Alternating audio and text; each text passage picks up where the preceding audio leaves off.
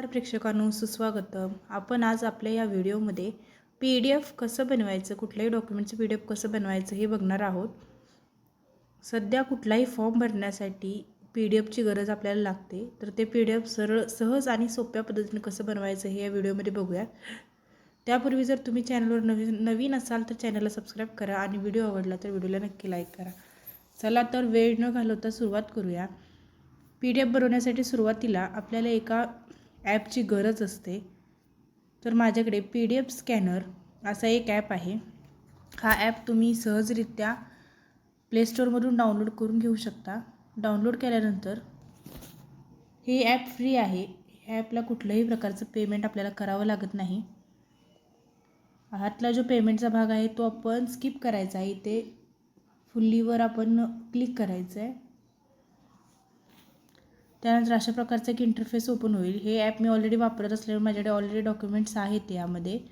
त्यानंतर इथे कॅमेरा या चिन्हावर क्लिक करायचं आहे. त्यानंतर मी तुम्हाला दाखवण्यासाठी एक लाईट बिलचा वापर केला आहे. तर हे लाईट बिलचं मी PDF करणार आहे. अशा प्रकारचं एक इंटरफेस ओपन होतो. त्यामध्ये तुम्ही मधलं बटन दाबायचं आहे. म्हणजे आपण जसं एखाद्या डॉक्युमेंटचा फोटो काढतो तसा सिम्पली याचा फोटो क्लिक करायचा आहे.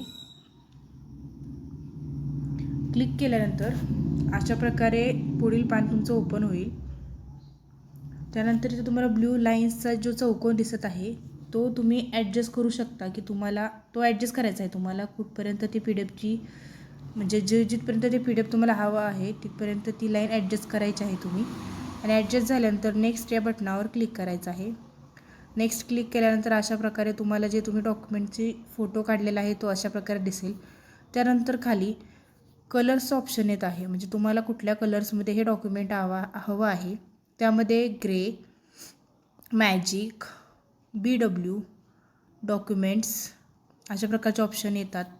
सुपर, इन्हान्स अशा प्रकारचे जे काही ऑप्शन आहेत त्यामध्ये तुम्हाला जे सुटेबल वाटेल, ज्यामध्ये तुमचं डॉक्युमेंट व्यवस्थित दिसेल तो ऑप्शन क्लिक करायचा आहे. मी सध्या ननवर क्लिक करत आहे आणि सेव्ह म्हणायचं आहे. सेव्ह म्हणताना इथे जर तुम्हाला वर फाईल नेम काही टाकायचं असेल तर ते तुम्ही टाकू शकता. मी लाईट बिल असं फाईल नेम टाकते आणि सेव्ह म्हणते. सेव्ह म्हणल्यानंतर अशा प्रकारे येईल. इथे जर तुम्हाला आणखीन पेजेस ॲड करायचे असतील तर तुम्ही सिम्पली या कॅमेरावर क्लिक करून इथे दुसरे पेज ॲड करू शकता. मी तुम्हाला दाखवते ॲड करून. त्यानंतर मी लाईट बिलचा पाठीमागचा फोटो घेतला आहे. त्यावर क्लिक करून सिम्पली सेम प्रोसेस आपल्याला करून घ्यायची आहे.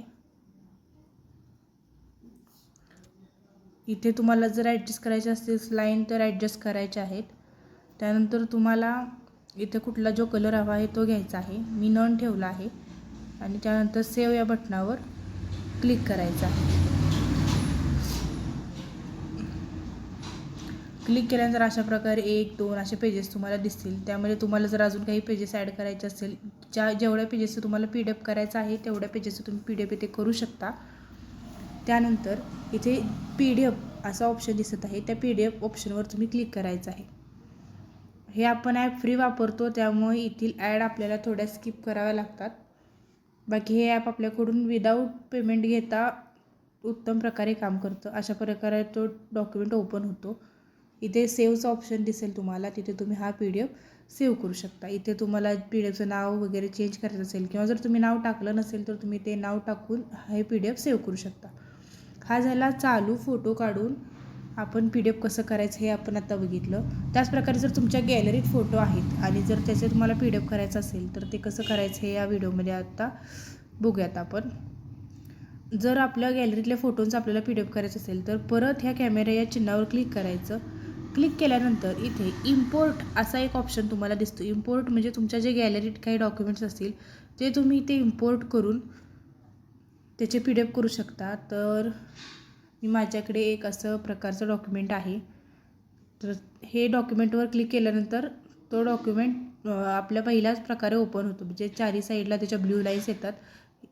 त्या लाईन्स बऱ्यापैकी व्यवस्थितच येतात. जर तुम्हाला काही त्यात ॲडजस्टमेंट करायची असेल तर तुम्ही करू शकता आणि नेक्स्ट या बटनावर क्लिक करू शकता. त्यानंतर तुम्हाला हवं असलेल्या कलर डॉक्युमेंट्स तिथे घेऊ शकता. वर फाईलवर नाव टाकून अशाच प्रकारे सेव्ह ही प्रोसेस करायची आहे.